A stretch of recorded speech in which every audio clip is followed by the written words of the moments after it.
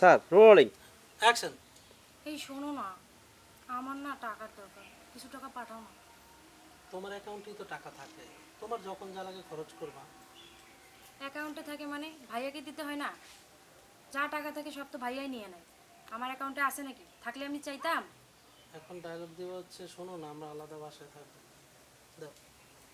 আচ্ছা শোনো, এবার তুমি ফিরে আসলে আমরা আলাদা বাসায় থাকবো, আর ভাইয়া এখানেই থাকবে। তুমি মাসে মাসে টাকা পাঠাবা, সমস্যা কি? ভাইয়াকে কিভাবে করবো বলো?